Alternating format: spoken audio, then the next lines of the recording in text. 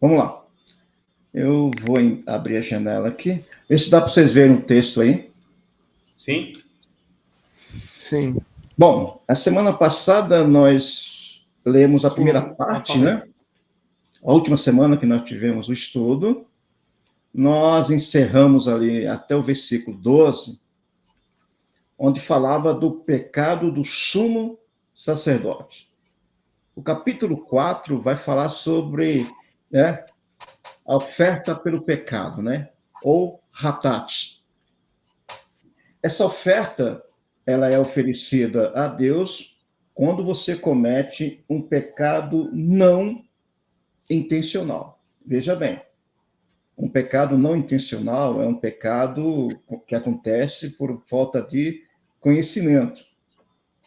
Porque se você comete um pecado, se você prestar bem atenção no texto, o texto já está falando com pessoas que já conhecem a lei. Então, o hatat não é um pecado por acidente, é um pecado que a pessoa conhece, já tem pleno conhecimento do que está fazendo errado e ela comete. Se ela faz isso intencionalmente, né, ela não tem perdão, ela primeiro precisa recomeçar tudo de novo, desde o princípio lá, oferecer um olá, se arrepender e começar tudo de novo.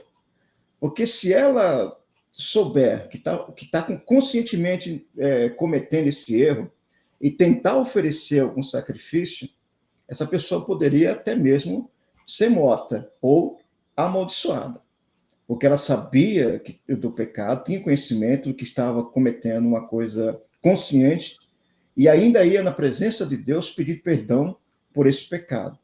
Aí a coisa poderia ficar preta pro lado dessa pessoa. Quer ver? Eu quero que vocês abram comigo onde a primeira vez aparece o termo hatat. Livro do Gênesis. Abram o livro do Gênesis, capítulo 4. Deixe-me ver aqui o versículo. Vamos lá. Gênesis 4, a partir, deixa eu ver aqui, para ficar mais completo, a interpretação. Deixa eu navegar aqui. Versículo 3. Vocês estão vendo aí? Ó. Estou vendo. Está nítido, né? E aconteceu ao cabo de dias que Caim trouxe do fruto da terra uma oferta ao Senhor. E Abel também trouxe dos primogênitos das suas ovelhas e da sua gordura. E atentou o Senhor para Abel e para a sua oferta. Você presta atenção que Caim, ele toma iniciativa. Por quê? Porque certamente ele é o irmão mais velho. Então, como irmão mais velho, ele tinha o privilégio de primogenitura, né?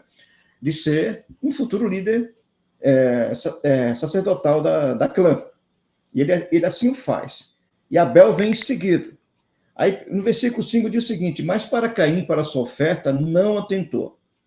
Irou-se Caim fortemente, e descaiu-lhe o semblante. Aí no versículo 6 diz: e o Senhor disse a Caim: por que tiraste? E por que te descaiu o teu semblante? Aí ele diz: se bem fizeres, não haverá aceitação para ti. E se não fizeres bem, o pecado jaz à porta, e para ti será o seu desejo, e sobre ele dominarás. Então, o que Deus percebeu aqui na ação de Caim? A ação de Caim já era uma ação intencional. Então, nós podemos crer que aqui já havia uma regra acerca de sacrifício. Ele vinha oferecer frutos da terra. Frutos da terra está ligado ao quê? Se nós estudarmos, está ligado a Shelamim, a um sacrifício pela paz. Né? Não tinha sentido nenhum aqui, porque o coração dele já estava preparado com um ato mal intencionado em relação ao seu irmão.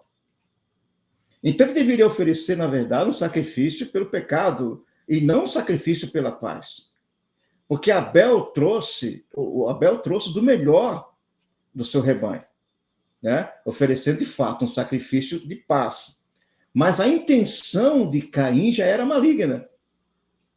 Então ele deveria primeiro reconhecer o seu pecado, para depois oferecer sacrifício para Deus, não.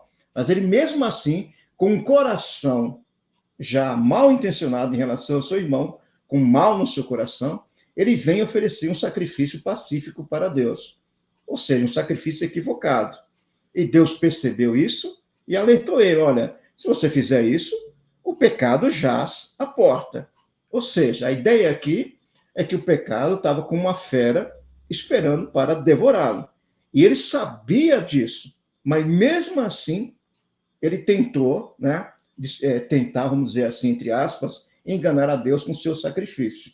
E Deus percebeu: olha, você está com maldade no seu coração, isso está errado, você sabe que está errado, então cabe a você, né? Cabe a você dominar esse desejo. Ele estava com um desejo maligno no seu coração. A Escritura vai dizer que Caim era do maligno, era um homem perverso no seu coração, e tentava agradar a Deus, né, através do seu sacrifício, mas Deus não o aceitava, por causa da maldade do seu coração. Aqui aparece a primeira vez o termo ratat. Aqui, ó, o pecado, que é uma maldade, um desejo perigoso, que está dominando o coração dele, mas que ele não quer confessar diante de Deus. E Deus percebe isso e o alerta: olha, cabe a você dominar esse desejo, ou senão esse desejo te dominará, porque todo pecado mal intencionado, ele começa no desejo de um coração, de um pensamento. Esse pensamento que vai acontecer com Caim vai se tornar em fatos, mas primeiro nasceu dentro do coração dele. E ele sabia, de alguma forma, podemos perceber no texto, que ele sabia que estava errado. E Deus o chama a atenção. Mas mesmo assim, ele insistiu na sua atitude e terminou sendo rejeitado para Deus, por Deus, o seu sacrifício, e ele terminou, por vez, matando ao seu irmão, consumando o desejo do seu coração. Deu para entender? Então, se você vai oferecer alguma coisa para Deus, mas o seu coração está contaminado com qualquer tipo de desejo mal intencionado, primeiro você tem que procurar consertar a sua vida, controlar esses desejos para poder se apresentar a Deus. E não querer agradar a Deus com um desejo mal em seu coração. Aí Deus não vai aceitar nada do que você venha fazer. Primeiro você precisa voltar lá no princípio, oferecer um olá, começar tudo de novo, para que você possa ser aceito por Deus. Veja, Deus reconhece que naturalmente o homem, por causa do pecado, ele erra, mas não reconhecer o erro se torna, né, duplamente culpado diante de Deus. A melhor coisa que se poderia fazer quando a pessoa estava nessa situação era não oferecer nenhum tipo de sacrifício. Primeiro, procurar se consertar na presença de Deus e se arrepender dos seus pecados. Preste bem atenção numa coisa que esse texto vai nos ensinar, que é o seguinte: existe tipo de pecado que Deus não tem a obrigação de perdoar. Por quê? Aí você pode, mas é o pecado contra... Não é o pecado contra o Espírito Santo. O problema aqui é de relacionamento.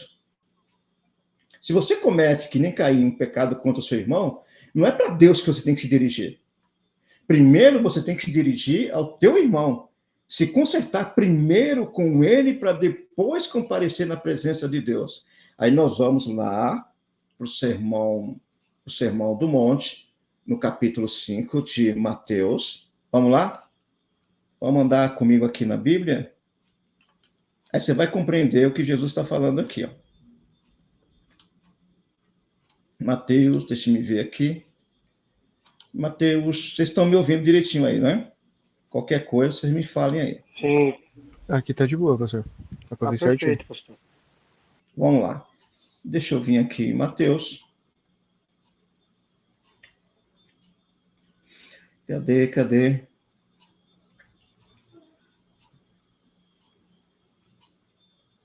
Onde está? Aqui, ó, Mateus capítulo 5.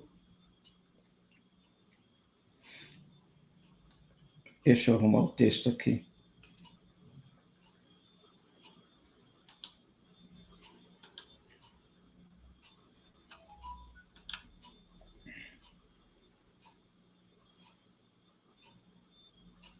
Olha, vamos lá. Mateus 5, 22. Eu, porém, vos digo, e qualquer que, sem motivo, se encolarizar contra seu irmão, será réu de juízo. E qualquer que chamar o seu irmão de raca, tolo, né? Réu de sinédrio. E qualquer que lhe chamar de louco, será réu do fogo do inferno. Ora, 23. Portanto, se trouxeres a tua oferta ao altar, e aí te lembrares de que teu irmão tem alguma coisa contra ti. Veja, deixa diante do altar a tua oferta e vai reconciliar-te primeiro com teu irmão e depois vem e apresenta a sua oferta. Versículo 25. Concilia-te depressa com teu adversário, enquanto estás no caminho com ele, para que não aconteça que o adversário te entregue ao juiz e o juiz te entregue ao oficial e te encerre na prisão. Ou seja, qual o ensinamento aqui? Antes de você tentar, que nem Caim, pelo jeito ali, era um sacrifício de paz, antes de você tentar ficar em paz com Deus, primeiro você tem que se reconciliar com teu irmão. Foi o que Deus percebeu na atitude de Caim. Então, Deus não pode receber nada de você, nem vai perdoar esse pecado. Não adianta você fazer maldade contra alguém e chegar diante de Deus, Deus, olha, eu fiz um mal contra o Zezinho, o Senhor me perdoa, o Senhor, né, tem misericórdia de mim e tal. Não, de forma nenhuma. Primeiro, você tem que se reconciliar com teu irmão, né, fazer paz com teu irmão, para depois você vir e oferecer alguma coisa para Deus. Aí a coisa pega, né? A coisa pega porque nós vemos diariamente atitudes estranhas na igreja de pessoas que estão inimigas, inimizades, e continua como se nada tivesse acontecendo. Esse tipo de atitude atrasa a nossa vida espiritual, não trazendo para nós nenhum benefício, nenhum crescimento espiritual. Primeiro, concilie-te com teu irmão e depois vem e se conserta com Deus. Mas se você não se consertar com teu irmão, não vai ter perdão dos seus pecados. Oração do Pai Nosso. O que é que diz a oração do Pai Nosso? Que nós conhecemos com a oração do Pai Nosso. Perdoa as nossas dívidas, assim como nós perdoamos aos nossos devedores. Então, primeiro você já perdoou. Primeiro você, exatamente. Primeiro você perdoou para obter o quê? Perdão. Então, a iniciativa é sempre primeiro você se reconciliar com o teu próximo, para depois Deus dar também o seu perdão. E o perdão cura. O perdão sara feridas. O perdão, como se diz, estabelece a comunhão perfeita. Mas se você tiver alguma coisa contra alguém, primeiro você tem que se reconciliar com essa pessoa antes de tentar pedir perdão para Deus. Aí como você vê que a coisa é séria.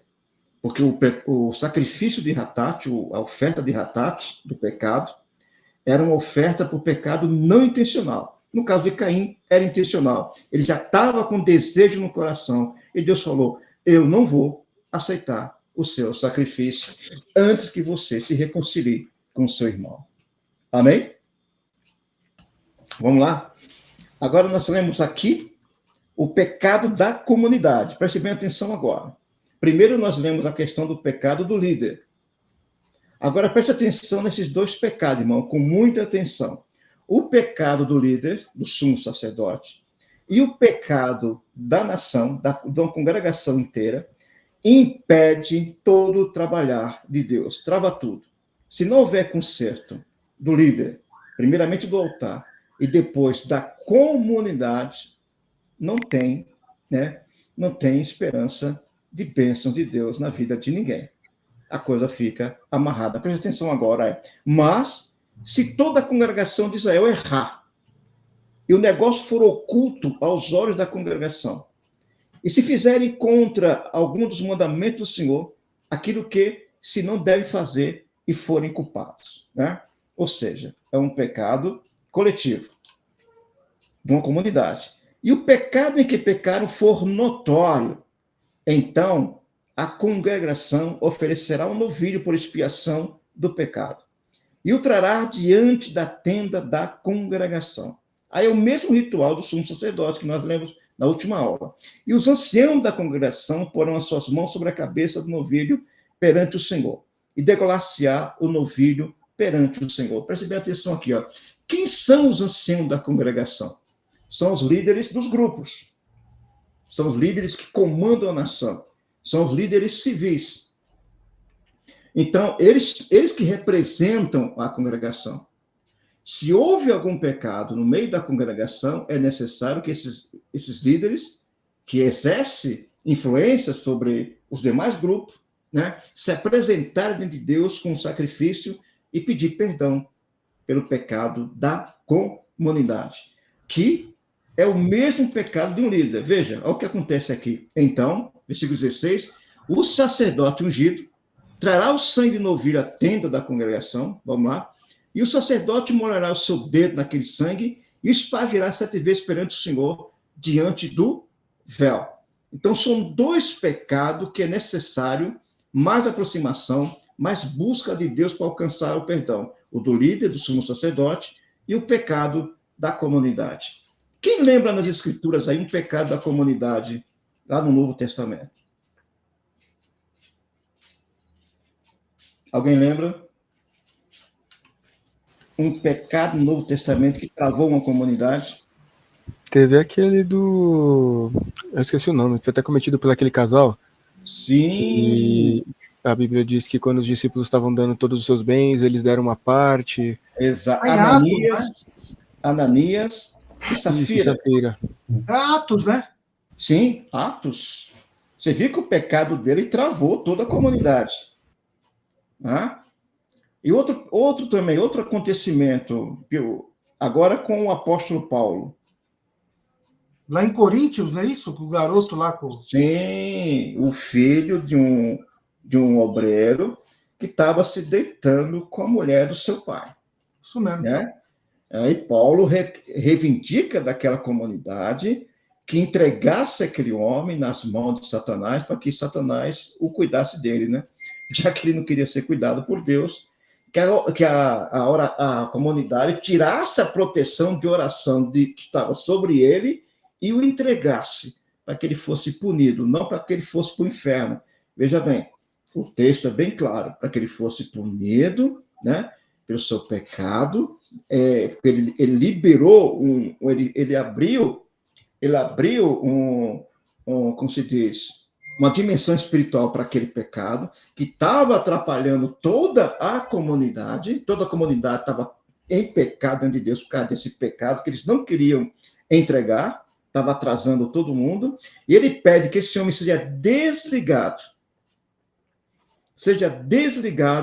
né? Entregue a Satanás para que aquela comunidade alcançasse o perdão de Deus. Porque aquele pecado omitido, escondido, já sabido pelos líderes, né?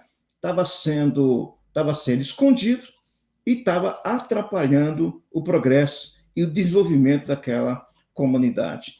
Agora eu quero saber de vocês, isso é válido para hoje?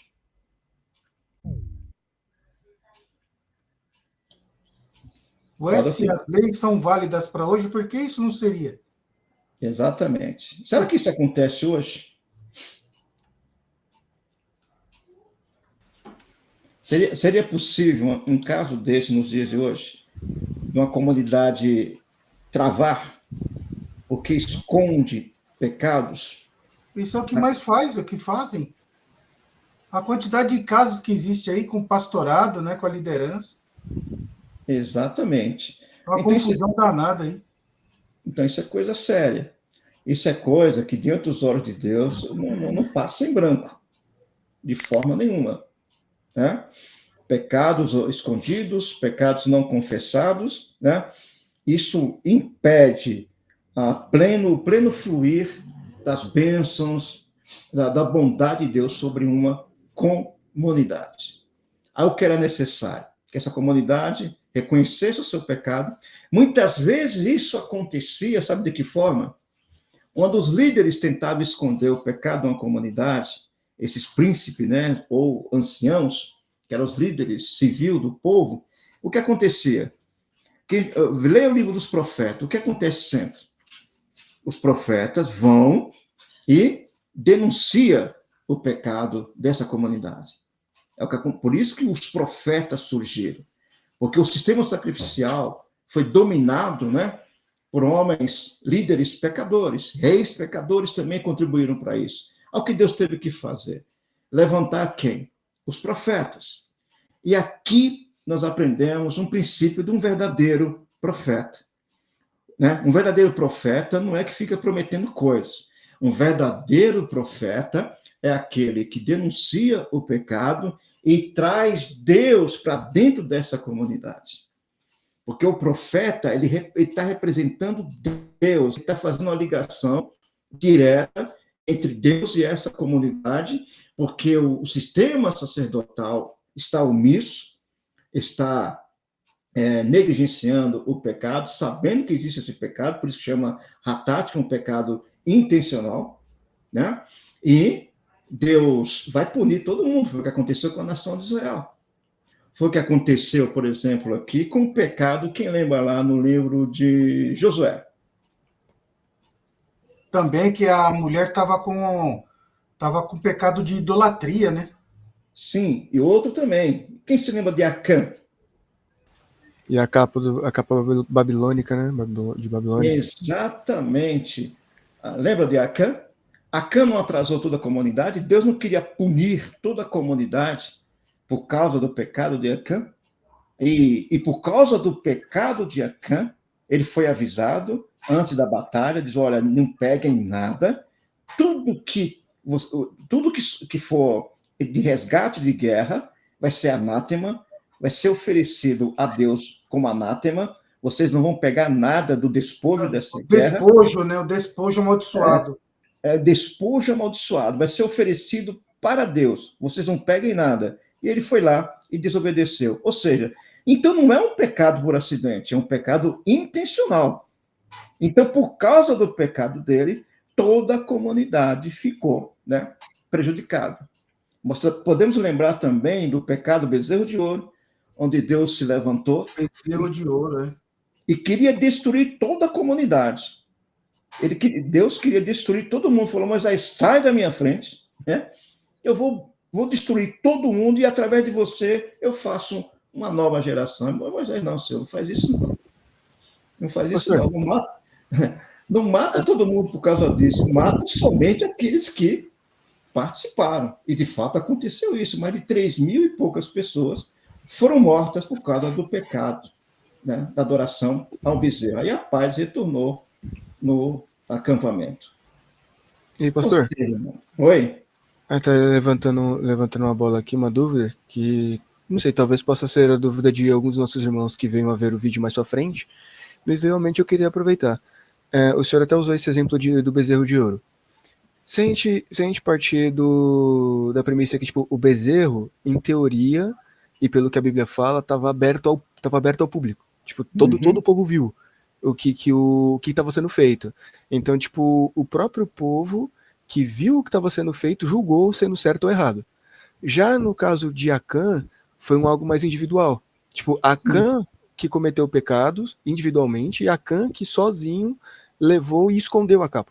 Então, tipo, meio que acaba sendo um pouco diferente do bezerro. Nesse contexto de Acã, teria sido injustiça? Tipo, assim, pode ser que Deus tenha sido injusto pesando a mão sobre todo o povo e não somente sobre Acã? Pegando naquele mesmo exemplo que o senhor deu sobre os bezerros que pecaram, somente aqueles que pecaram ter perecido e tudo mais? Teria sido injustiça de Deus, Deus ter pesado a mão sobre todo o povo por conta do pecado, em teoria, de um homem? Não, porque houve o bezerro de ouro e vários grupos participaram. Então, todos eles foram punidos. Né? O Acã, ele pecou sozinho, mas veja bem, O que as pessoas não percebem, algumas expressões bíblicas, na nossa tradução, parece que Deus matou toda a família de Acã. Não é isso. Todos que participaram, que tiveram conhecimento do ato dele, foram mortos. Assim também como Corá, Datã e Abirão, né? Foi outro problema também para a vida de Moisés, coitado, né? O pecado de Corá, de Datã e Abirão, que se levantaram contra Moisés e Arão, né? Morreram ele e todos aqueles que faziam parte do grupo dele, das suas famílias, que tinham conhecimento daquela rebelião, também foram mortos. Veja bem, a Bíblia, nas Escrituras, diferente do que acontece nos nossos dias, Deus se volta para a comunidade e não para o rebelde. No Antigo Testamento, que nós chamamos de Antigo Testamento, o rebelde tem que ser eliminado do meio do povo. É duro isso aí. Mas por que Deus faz isso? Para que os outros também nos sigam pelo mesmo caminho. Então, Deus preserva a comunidade e nunca o rebelde. Hoje nós fazemos o contrário. Os rebeldes reinam dentro das nossas igrejas, aprontando, fazendo o que quiser e tendo sempre a proteção, muitas vezes, da liderança. No Antigo Testamento era o contrário. O rebelde era totalmente eliminado para que a comunidade não fosse contaminada. No caso do bezerro de ouro, não foi só um grupo, foi vários. Todos que participaram. Por que Deus perdoou aquela comunidade? Porque todos que participaram do adoração do bezerro de ouro foram entregues, né? Todos foram entregues para ser mortos, todos que participaram, né? Corá e Datã e Abirão combinaram aquela rebelião contra Deus, né? E Deus teve que puni-los por quê?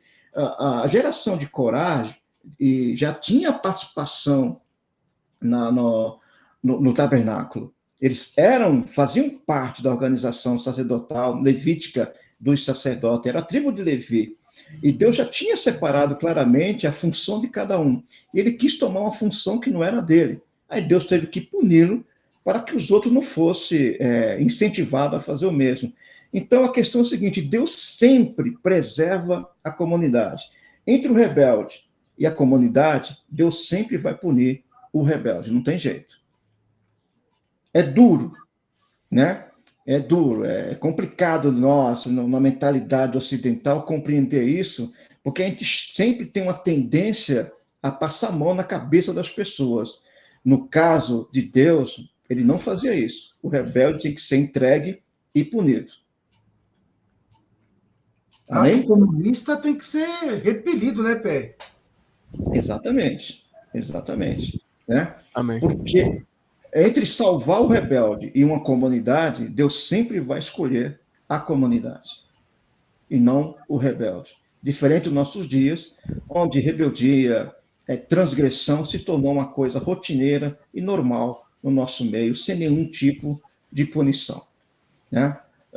Aí vocês podem dizer, mas isso é coisa do Antigo Testamento. Bom, eu não concordo com isso, porque em Mateus 18, Jesus vai ensinar acerca da autoridade da igreja. Ele vai ensinar que uma pessoa que está sendo exortada, chamada a atenção, ela vai ser advertida, vai ser repreendida, e se ela não se arrepender, Jesus deixa bem claro que ela seja considerada um gentio. Ou seja, o que é ser considerado um gentio? Fora da comunhão. A exclusão, né, dentro das comunidades, nos tempos bíblicos, não é novidade alguma. O rebelde sempre era punido. Ananias e Safira foram punidos. Aquele jovem da igreja de Corinto, ele foi punido. Depois, na segunda carta do apóstolo Paulo reconhece que ele se arrependeu e Paulo pede para que ele seja colocado de novo em comunidade. Porque se uma pessoa rebelde, uma pessoa que está se rebelando contra Deus dentro da comunidade, continuar como se fosse um membro comum, ela atrapalha o crescimento dessa comunidade, o desenvolvimento espiritual dessa comunidade, e essa comunidade tem uma tendência de desaparecer. Foi o caso da igreja de Corinto. A igreja de Corinto, infelizmente, por causa da sua rebeldia, por causa dos seus pecados, da omissão daqueles líderes, a igreja de Corinto desapareceu da história. E assim vai acontecer com toda a comunidade, onde o pecado reina, com o tempo, ela desaparece, com certeza. O pastor, Hum, o próprio Messias disse, abre aspas, eu vim trazer a espada e não a paz. Fecha aspas. exatamente.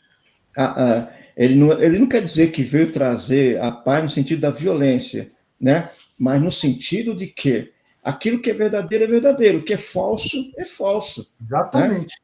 Não adianta querer esconder. Os homens escondem, mas Deus não faz questão de esconder nada. O rebelde tem que se arrepender. E se ele não se arrepender, tem que ser considerado excluído da comunidade. Senão o corpo sofre. O corpo de Cristo vai sofrer se o pecado é conhecido, o pecado já é claro, visível, todo mundo sabe e ninguém toma uma providência. A tendência dessa comunidade mirrar cada vez mais e, no futuro, desaparecer, infelizmente. Respondeu, Gui? Respondeu sim, pastor. É que eu levantei essa dúvida e futuramente eu vou levantar mais algumas dúvidas assim, porque eu acredito que seja bom para algumas pessoas que possam não conseguir participar da aula. Às vezes elas têm esse tipo de dúvida, então tipo, acho que é legal a gente ir levantando essas questões. Não, tudo bem, é isso aí. Tem que fazer pergunta mesmo. Vamos lá. Aí, isso aqui no versículo 18, você viu que o sacrifício é o mesmo sacrifício do sumo sacerdote, né? Nesse sacrifício há uma diferença que o sangue oferecido do sacrifício do Hatat tem que entrar no lugar santo, veja bem, não no lugar santo dos santos, no lugar santo depois do véu, né? Ele entrava, espargia o sangue 7 vezes, que é um sacrifício perfeito, o número 7 está envolvido com a perfeição de Deus, inteira aspergia 7 vezes o sangue, né, sobre o véu, né, e adentrava até o altar do incenso. Vamos lá, olha o que diz o texto, né? E daquele sangue porá sobre as pontas do altar. Eu expliquei na aula passada que tanto o sacrifício do altar, o altar do sacrifício e o altar do incenso, eles tinham 4 pontas, elevada acima da base central, né, do altar. O significa o quê? O chifre, né, as pontas, significa poder, né?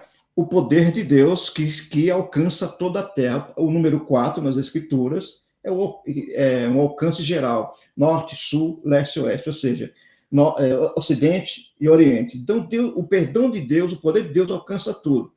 E as pontas significa poder e autoridade, certo? Mas esse poder e autoridade, quando ele está no altar do incenso, significa que esse poder não é só poder, esse poder também tem misericórdia. A justiça de Deus tem 2 pontos interessantes. A justiça de Deus exige o quê? Exige uma reparação no erro, né? Exige uma reparação, a justiça, mas toda a justiça de Deus vem acompanhado da misericórdia. Porque justiça sem misericórdia é vingança. Justiça sem misericórdia é vingança. Deus não é um Deus vingativo. Ao mesmo tempo que Deus exige que a justiça seja feita, que o reparo do erro seja retificado, também Deus exerce misericórdia, perdoando essa pessoa, se de fato ela está procurando a misericórdia de Deus. Então, justiça e misericórdia andam juntos. Agora, o que não pode acontecer é misericórdia sem justiça. Aí se torna leniência. Porque se você tem misericórdia de uma pessoa, que é normal, mas você não exige dela a justiça, que é a reparação pelo erro dela, aí vai se tornar uma coisa leniente. A tendência dessa pessoa é cometer erros e mais erros. A justiça que é justiça tem que sempre vir acompanhado da misericórdia, porque senão se torna vingança. Porque, como diz o livro do Eclesiastes, não seja demasiadamente justo, não seja demasiadamente ímpio, né? Tem que haver um equilíbrio. No caso aqui, por que tem que colocar o sangue nas pontas do altar, né? Porque o poder de Deus não é só poder, é também misericórdia. Se aquele sacrifício está sendo feito com o coração sincero, sacrifício está sendo feito com a intenção correta, o poder de Deus vem acompanhado também da sua justiça e misericórdia. Porque se Deus fosse tão somente poder, todos nós estaríamos perdidos. Amém? Então a justiça de Deus sempre vem acompanhada da sua misericórdia. A justiça tem que ser reparada. O que foi feito de errado tem que ser consertado. E a misericórdia de Deus nos dá o perdão. Aí se torna o poder de Deus totalmente perfeito. Amém? Deus não tem prazer na morte do ímpio. Amém? Livro de Ezequiel. Vamos lá, versículo 19. E tirará toda a sua gordura. Nós já conhecemos aqui esses passos, né? E fará com o novilho da expiação, assim fará o sacerdote, por ele fará expropriação e será perdoado o pecado. Ou seja, se a coisa é feita com a intenção correta, não tem por que Deus não perdoar, mas Deus exige uma reparação. Amém? Aí aquele passo, levará o novilho fora do arraial e queimará como queimou o primeiro novilho. É a expiação do pecado da congregação. Lembra que eu falei para vocês? Parte do sacrifício, as partes internas, que as motivações ficava lá no altar do sacrifício, né? O sangue era espargido lá no altar do incenso, né? Para que se aproximar mais de Deus, porque aqui nós aprendemos um outro detalhe interessante, que existe o quê? Pecadinhos e pecadão. Não venha com essa história dentro de Deus que dizendo que um pecado, tudo é pecado, não.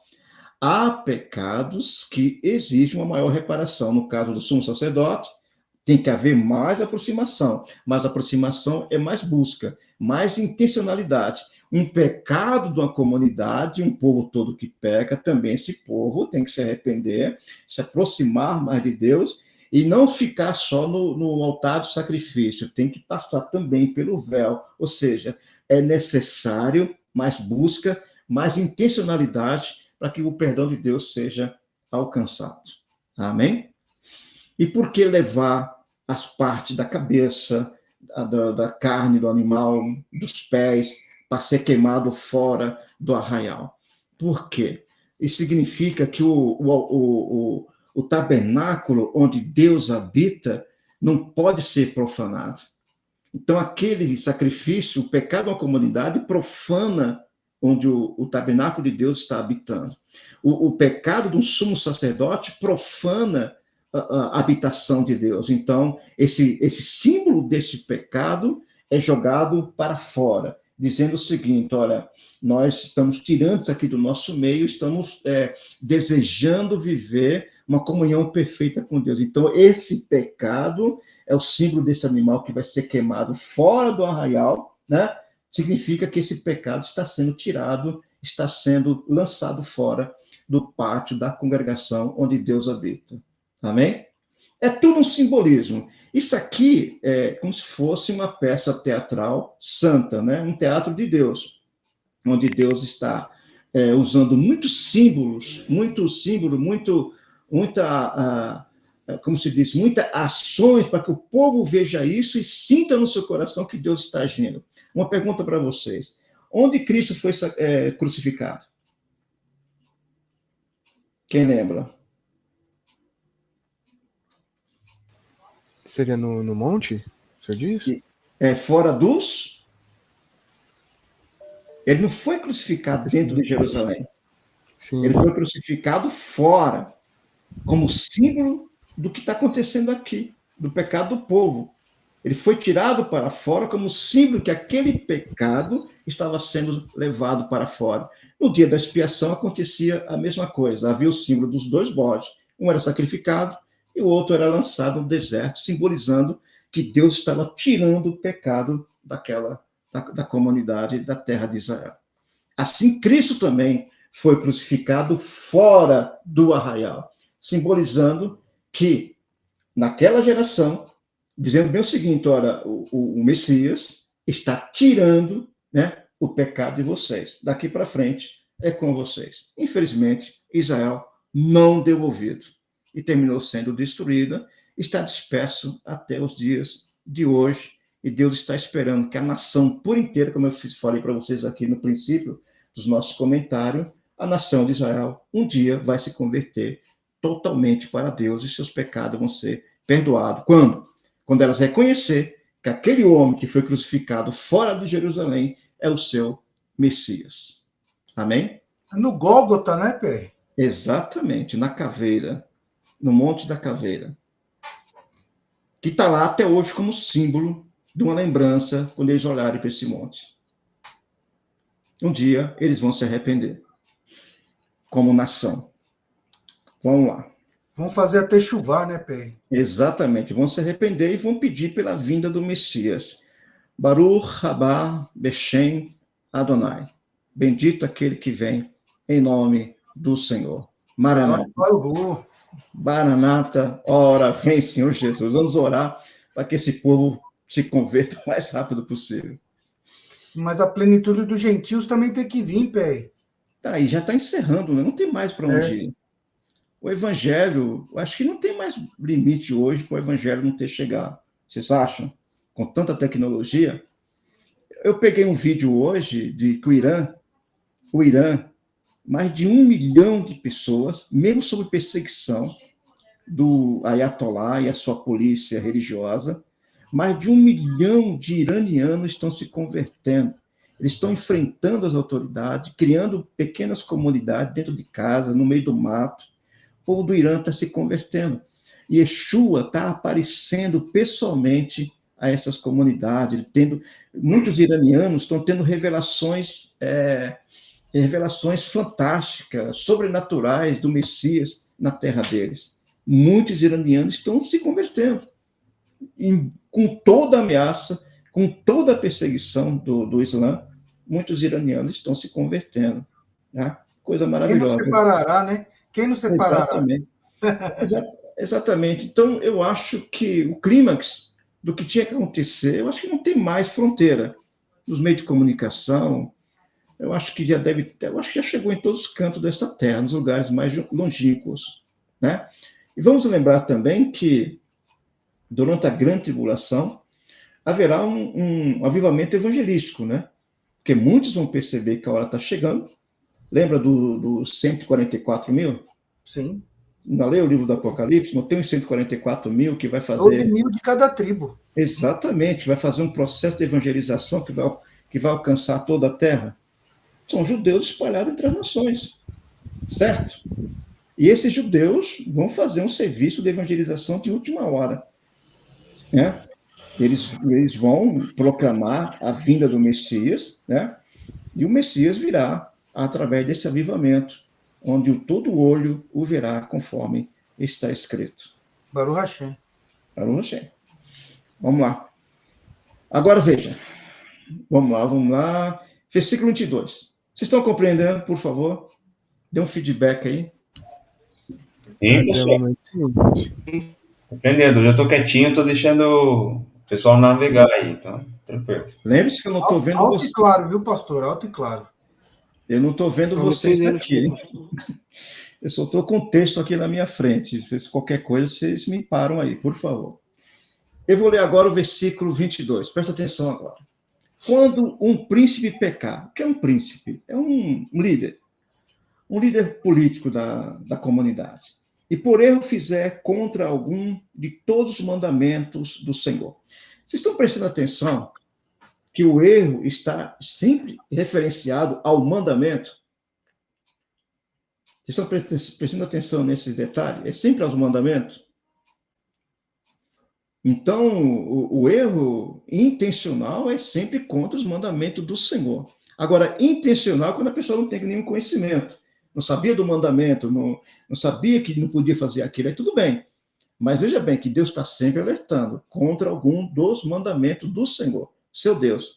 Aquilo que não se deve fazer, ou seja, é uma coisa consciente, e assim for culpado. Agora, presta atenção. Vamos lá. Aí o que diz? Olha, ou se seu pecado no qual pecou lhe for notificado, então trará por sua oferta um bode, tirado dentre as cabras, macho sem mancha. Percebeu agora, preste atenção nesse detalhe também, que nós saímos do novilho, que é um animal caríssimo, e agora descemos no pecado do príncipe, que é um pecado individual, para um bode. Isso significa que o pecado tem pecadinho e pecadão. Porque o pecado de um príncipe, a exigência é menor do que o povo e do que o sumo sacerdote. Porque é um pecado mais de uma questão pessoal. Nessa questão pessoal, não vai atingir toda a nação. É um pecado individual. Então, por esse pecado individual, ele é menos nocivo do que o pecado do sumo sacerdote, do que o pecado de uma comunidade. Então, Deus vai exigir menos dele. Por quê? Porque um líder civil, prestem bem atenção, não é um líder religioso. Então, o pecado dele não tem tanta responsabilidade sobre o povo. Mas o pecado de uma comunidade e o pecado de um sumo sacerdote traz muita responsabilidade. Como é um líder, um príncipe, é um pecado individual, não deixa de ser pecado, né? Mas a exigência que Deus vai pedir dele vai ser menor do que a responsabilidade de uma comunidade e de um sumo sacerdote. Porque o bode, o que representa? Olha, nós falamos sobre o bode. Quem lembra aí do que nós falamos sobre o bode? Qual é a natureza do bode? Ser teimoso. Ser teimoso, né? Então, um líder peca, ele pode querer ser teimoso, não querer confessar o seu pecado. É a questão do bode, por isso a figura do bode aqui. Porque, geralmente, o que é um líder? É uma pessoa que tem uma responsabilidade sobre um determinado grupo, e muitas vezes o seu orgulho não quer permitir que ele confesse seus pecados. Mas aqui, nesse caso, ele tem que confessar, senão ele não vai alcançar a bondade de Deus. Nesse caso, exige dele um bode, que o representa muito bem, que é a natureza do ser humano, representada através do bode, que é a teimosia, né? Ousadia misturada com teimosia. E muitas vezes a teimosia prevalece por causa do orgulho e soberba humana. Mas temos que reconhecer e deixarmos de ser bode e nos apresentar diante de Deus. Vamos lá. E porá sua mão sobre a cabeça do bode e o degolará no lugar de que se degola o holocausto, perante a face do Senhor, expiação do pecado é. Agora, veja bem, tem um detalhe aqui interessante. Olha, presta atenção agora. E porá sua mão sobre a cabeça do bode, todos conhecem a referência das mãos, já falamos nas aulas anteriores, significa, né? É confissão, identificação, transmissão, né? Substituição. Vamos lá. E degolar o lugar onde se degola o holocausto. O que é o holocausto? O holocausto foi o primeiro sacrifício que nós estudamos, certo? Olá. Foi o primeiro dos sacrifícios. Por que o sacrifício pelo pecado é no mesmo lugar do sacrifício do holocausto, nesse caso aqui? Por que esse detalhe aqui é acrescentado? Porque aqui é um pecado individual, não um pecado público. Então, para que a pessoa não fosse exposta, Deus ainda dava essa oportunidade dele oferecer esse sacrifício pelo pecado no lugar do sacrifício do holocausto, para que ele não fosse exposto. Veja bem, Deus ainda está se preocupando para que esse homem aqui não fique envergonhado, orgulhoso, e não queira se expor. Então, no lugar do holocausto, todo mundo que via ele levando o animal pensaria o quê? Olha, ele vai oferecer um holocausto. Mas, na verdade, ele poderia estar sendo oferecido um sacrifício, né? Ou uma oferta pelo seu hatat, pelo seu pecado intencional. Certo? Deu para compreender? Então, Deus, muitas vezes, não quer expor a pessoa. Ainda dá essa oportunidade de fazer isso no lugar do holocausto, que era um lugar público, onde ninguém imaginaria que ele estaria com algum tipo de pecado oculto e escondido. Amém? Nem sempre. Pecados individuais, Deus não vai querer expor essa pessoa. Por isso, ele ia degolar esse animal, né, que era pelo pecado, o hatat, no lugar do holocausto de Olar, que é o sacrifício geral que todo mundo praticava para se aproximar de Deus. Né? Muitas vezes Deus não quer expor a pessoa, mas o pecado de um sacerdote, um pecado de uma comunidade, infelizmente, tem que ser exposto para que todos não sejam prejudicados. O pecado individual, Deus trata cada um em particular. Veja lá. Depois o sacerdote, com o seu dedo, tomará do sangue da expiação e porá sobre as pontas do altar do holocausto. De novo, mais uma diferença aqui, né? Sobre as pontas do altar do holocausto, não do incenso, para que ele alcance o perdão. Vamos lá. Quem já leu aqui, quem já leu no livro de Reis, Primeira Reis, Adonias e Joabe. As pontas do altar eram um lugar, por exemplo, onde uma pessoa em perigo, para não morrer, ela poderia sair correndo para dentro do tabernáculo e pôr as mãos sobre as pontas do altar, pedindo misericórdia daquela pessoa que quisesse lhe fazer o mal. Aconteceu 2 vezes. Quando alguém estava em perigo, sob a ameaça da sua vida, e ela queria que a sua vida fosse poupada, o que é que ela fazia? Ela saía correndo, era permitido. Se você ler o livro de Êxodo, em certos casos, era permitido que a pessoa que não cometeu um pecado intencional, com medo que a sua vida fosse ceifada, fosse morto, ele pegava nas pontas do altar para pedir misericórdia a Deus e aquele que o queria matar. E muitas vezes acontecia da pessoa que estava sendo ameaçada de morte ser poupada pela própria pessoa que o estava ameaçando. Aconteceu 2 vezes esse caso. Quando Salomão foi reinar, foi começar a reinar, houve problema entre ele e seu irmão Adonias. Adonias queria tomar o reino de Salomão, né? No lugar de Salomão. Davi tinha escolhido Salomão, mas ele tentou tomar por causa do privilégio que ele era um filho mais velho. Ele queria tomar o reino de Salomão, mas Davi tinha escolhido a Salomão. Então foi o que Adonias fez. Fez uma rebelião, e nessa rebelião ele juntou algumas pessoas que eram da confiança de Davi, Abiatar, o sacerdote, né? Profeta, esqueci o nome dele, se juntou também, e Joabe se juntou na rebelião contra Salomão.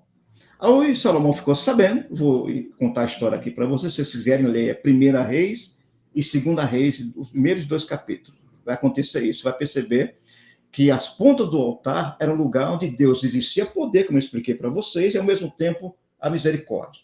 Quando alguém estava ameaçado a sua vida, para pedir misericórdia a Deus e aos homens, ia lá e pegava nas pontas do altar e dizia, aqui não, aqui isso não vai me matar.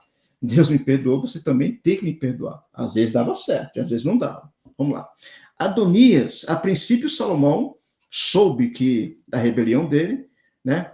E ameaçou matá-lo. Foi o que ele fez. Correu até o templo, até o tabernáculo, perdão, e pegou nas pontas do altar, né? E Salomão foi atrás dele, mandou matá-lo e avisar para ele, olha, Adonias entrou no tabernáculo e pegou sobre as pontas do altar. O que vão fazer agora? Aí Salomão foi lá, ele pediu perdão a Salomão, tudo bem, tudo feito. Salomão o perdoou, ele saiu com vida das pontas do altar. Aí no capítulo seguinte, outra rebelião, dessa vez agora, Joabe, né? Joabe, né, que tinha matado 2 generais, Davi estava muito furioso com ele antes de morrer e avisou para Salomão, olha, eu perdoei a Joabe, mas a partir de agora está na sua mão. O que você vier a fazer, pode fazer. Eu o perdoei, mas você não tem essa obrigação. E foi o que aconteceu. Joabe, de novo, fez uma rebelião, né? O Salomão o ameaçou, foi o que ele fez. Correu para as pontas do altar, se abraçou às pontas do altar e pediu misericórdia. Aí o que aconteceu? Salomão ficou sabendo, né? Mandou Benaia, o seu general, olha, o homem foi lá e pegou sobre as pontas do altar. O que nós vamos fazer? Aí Salomão falou o seguinte, mata-o do mesmo jeito. Não o perdoa. Mata, mesmo que ele esteja segurando as pontas do altar. E aconteceu isso. Benaia foi lá e ceifou a vida de Joabe. Aí a pergunta é a seguinte, e aí? Por que Adonias foi perdoado?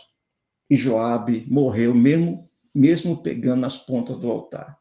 Aí você tem que estudar o que está acontecendo ali estudar os passos de Adonias, irmão, né, de sangue por outra mãe de Salomão, e Joabe.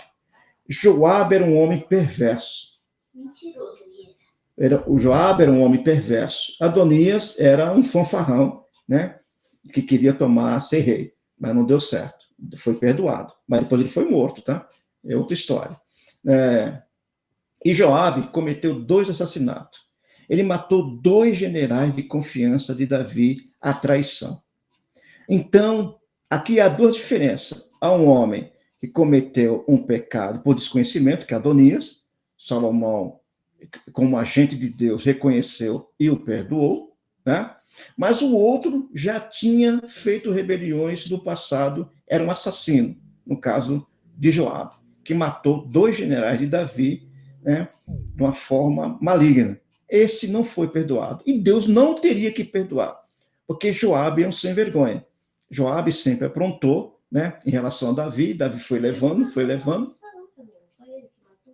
Sim, e ele matou. E mentiu, né? Matou Abisalão. A Gabriela lembrou bem aqui. E ele mentiu para Davi, que falou que tinha morrido sozinho. Né? Exato, olha, a Gabriela aqui, tá vendo? A Gabriela está me corrigindo aqui, tem razão.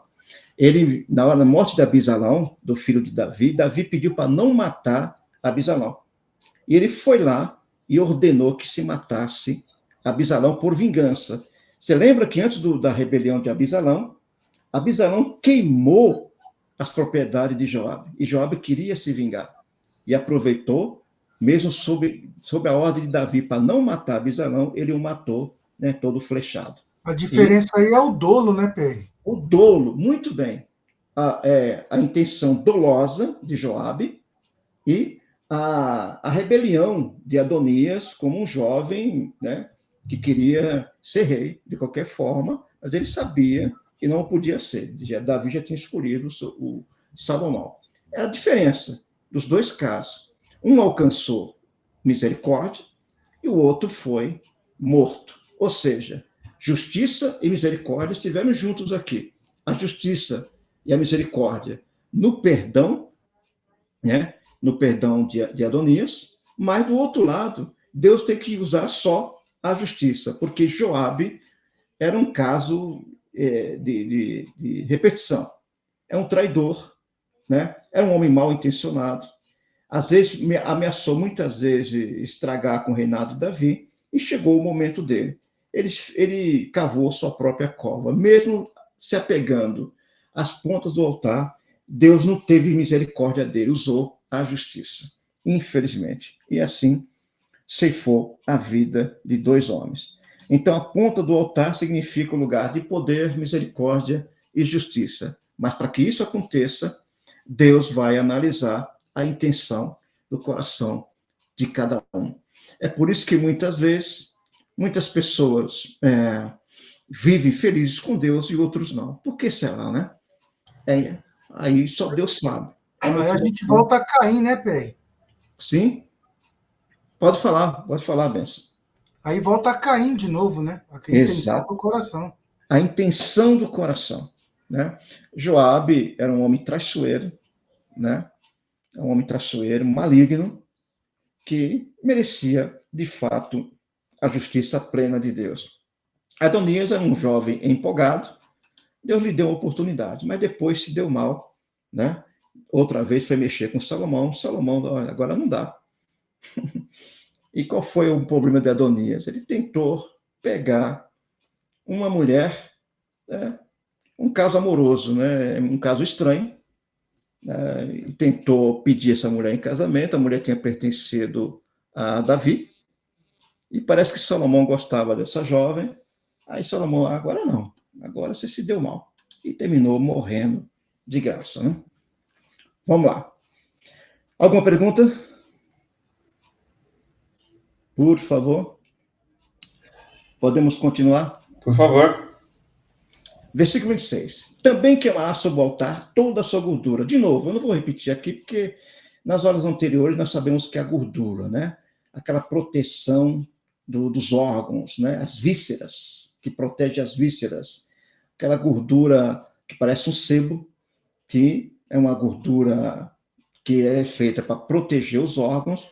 Essa gordura, alguns gostavam de consumi-la, mas Deus proíbe o judeu de consumir essa gordura, teria que ser lançada no altar para ser sacrificada. Era uma gordura desejada, né, que cobria os órgãos dos animais, mas Deus queria dizer, não, isso aí vai ficar para mim, e o restante fica para vocês, como nós sabemos da história. Né? O sacrifício pacífico, olha, também queimará sobre o altar toda a sua gordura, como a gordura do sacrifício pacífico. Veja que aqui os tipos de sacrifício se misturam. O que é um sacrifício pacífico? É o Shelamim. Né? Então, Deus aqui está protegendo essa pessoa, né, para que ele não seja exposto. Né? Nem sempre Deus vai querer expor uma pessoa, dependendo da gravidade do seu pecado. Se a pessoa está com vontade de se arrepender e fazer tudo corretamente, Deus não tem por que querer expor essa pessoa. Tá? O sacerdote, por ele, fará expiação do seu pecado e este lhe será perdoado. Vamos lá, vamos descer. Agora muda a situação. Foi um príncipe, agora um homem comum. Veja o que diz. E se qualquer outra pessoa, que é um homem comum, do povo da terra, pecar por erro, fazendo contra algum dos mandamentos do Senhor, aquilo que não se deve fazer, e assim for culpado. Vamos lá. Sem querer, querendo, também é pecado. Vamos lá. Ou se o seu pecado no qual pecou lhe for notificado, então trará por sua oferta uma cabra fêmea, sem mancha, pelo seu pecado que pecou. E vamos lá, continua o texto. E porá sua mão de novo, né, sempre o mesmo gesto, pôr a mão, que é se identificar com o animal como se fosse ele mesmo, né?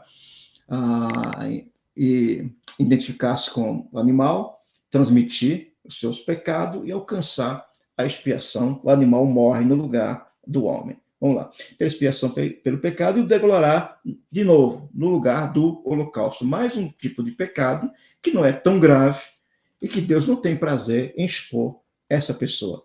Depois o sacerdote com seu dedo tomará do seu sangue e porá sobre as pontas do altar. A única diferença é as pontas do altar, né? Poder, justiça, misericórdia, graça andam junto.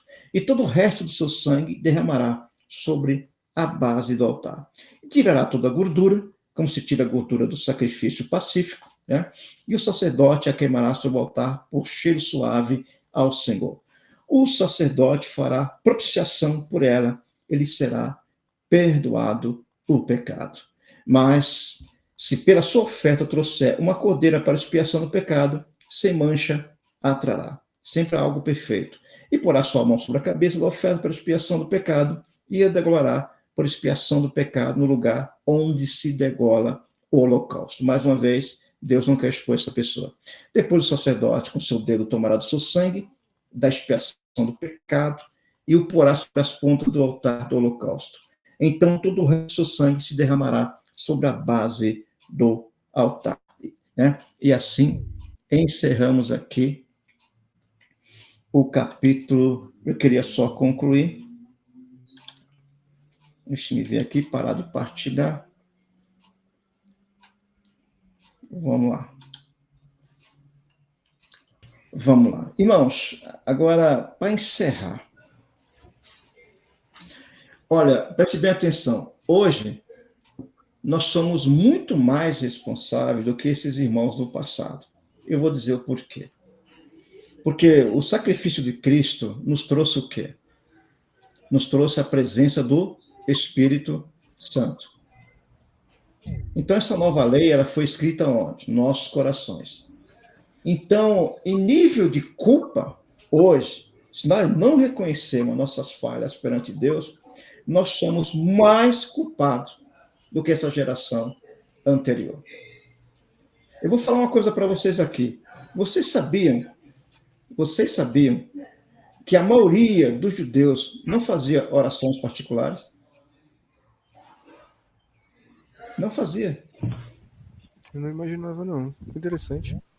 Não faziam. Eles esperavam chegar o sábado para fazer o seu sacrifício.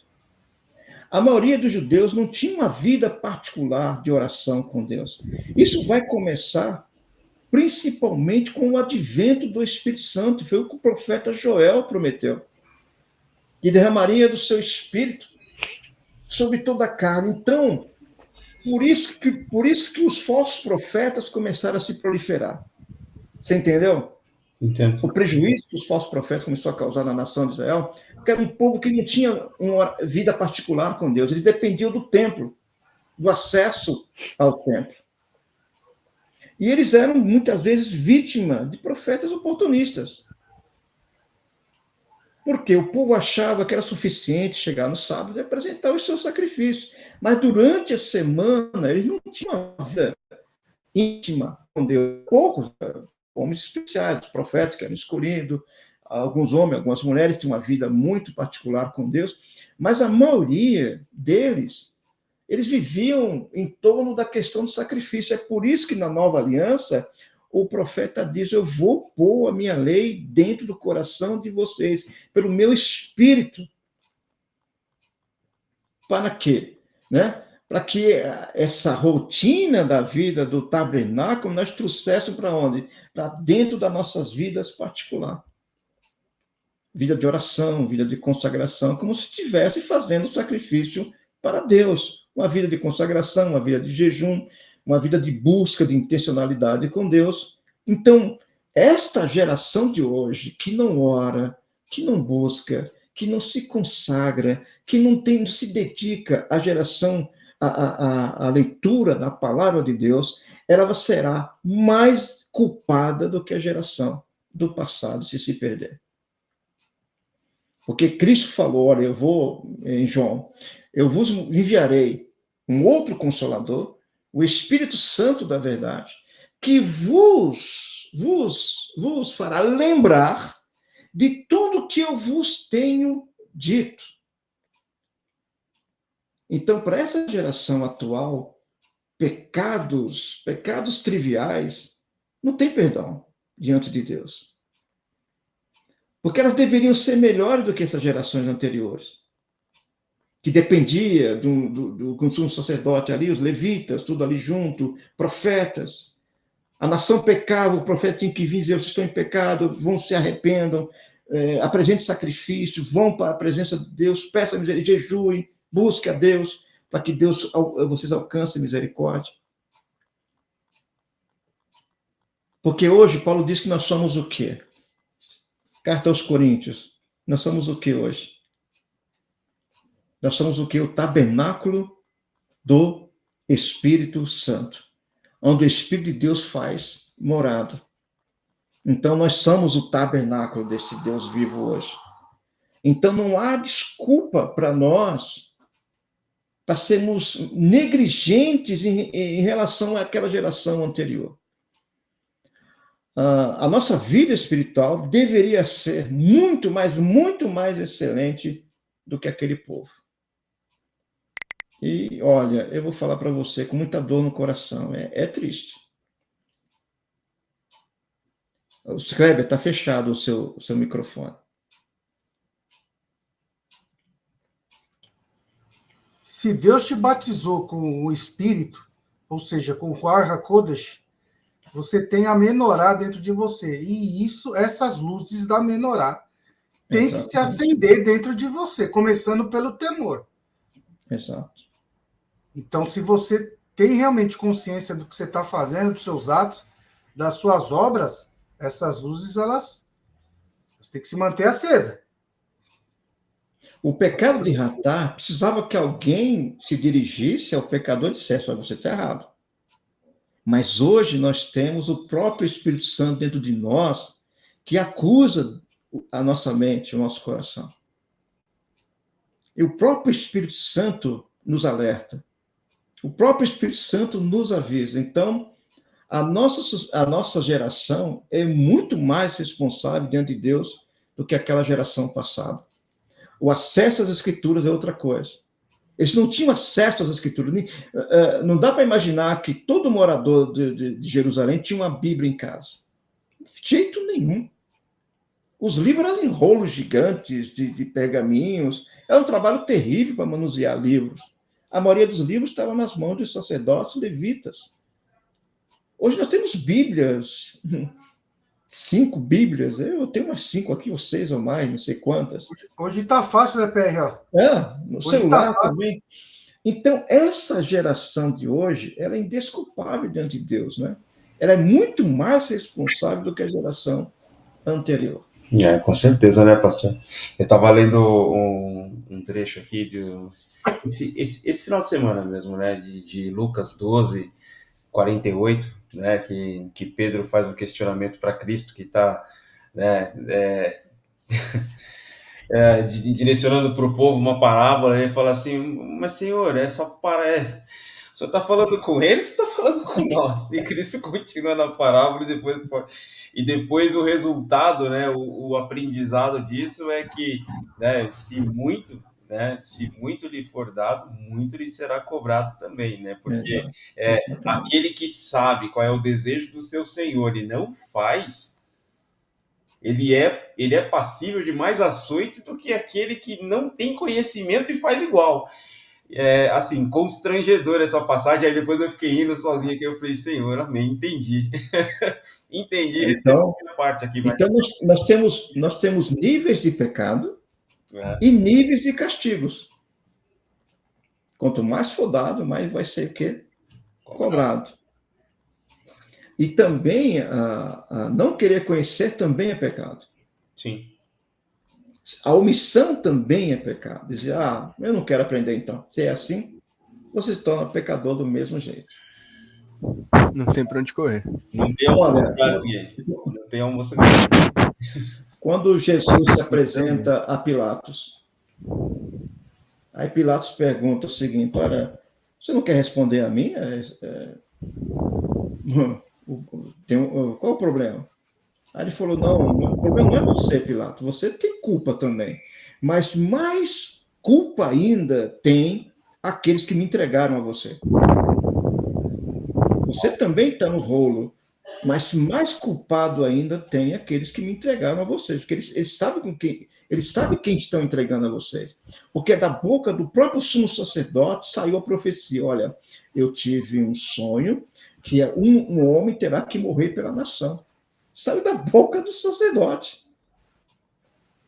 Que um homem teria que morrer pela nação. Não foi qualquer pessoa.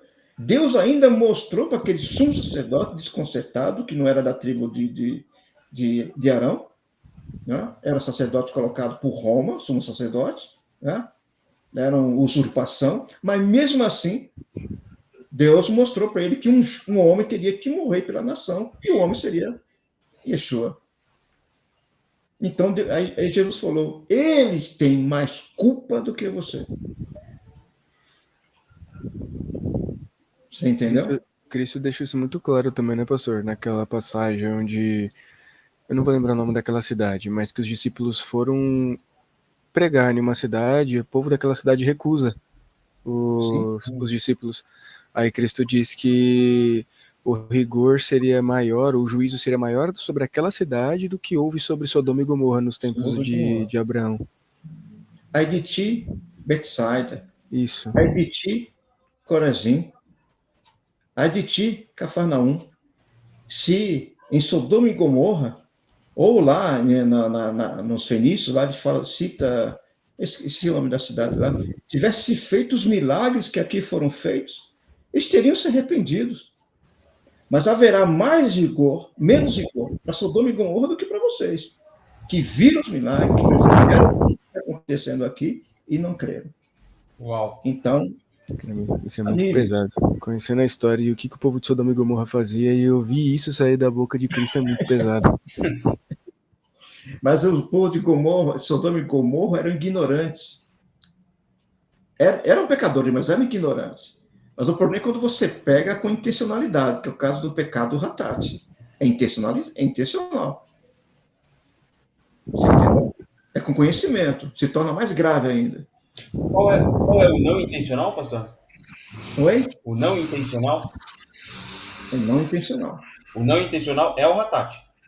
É o ratate. Tá. Não intencional, só reforçando. Exatamente. Tá. Cara, é muito forte isso, meu. Gay, puxado. Mas é isso, senhores. Eu vou parar a gravação aqui, porque eu acho que está cumprido aqui, né, pastor? Uhum. Não quer fazer uma oração antes, pastor, para despedir? Pelo menos a gravação? Vamos lá, pode ir. Pode nos abençoar, Gui. Amém. Amém. Senhor, meu Deus e meu Pai, Senhor, nos colocamos diante da Tua presença nesta hora para Te agradecermos por mais essa oportunidade de estarmos aprendendo mais da Tua palavra, Deus. Te agradecemos e pedimos a Ti, Senhor, grava, meu Deus, cada palavra e cada ensinamento, Deus, na tábua do nosso coração, em nossas mentes, e fala também, Deus, com a vida de nossos irmãos que irá ouvir esta ministração, este estudo, Deus, amanhã ou depois, da mesma forma como o Senhor falou conosco, Senhor. Enche eles com a Tua presença, enche eles com o Teu Espírito Santo. É o que nós apresentamos a Ti nesta noite, Deus, e desde já Te agradecemos por mais essa oportunidade que o Senhor está nos concedendo de poder abrir as nossas mentes um pouquinho mais através do estudo, Senhor, da Tua Palavra. Nós Te agradecemos e oramos a Ti, em nome de Jesus. Amém, Deus. Obrigado, Senhor. Graças a Deus. Amém. Amém. Amém. Bênção de Deus.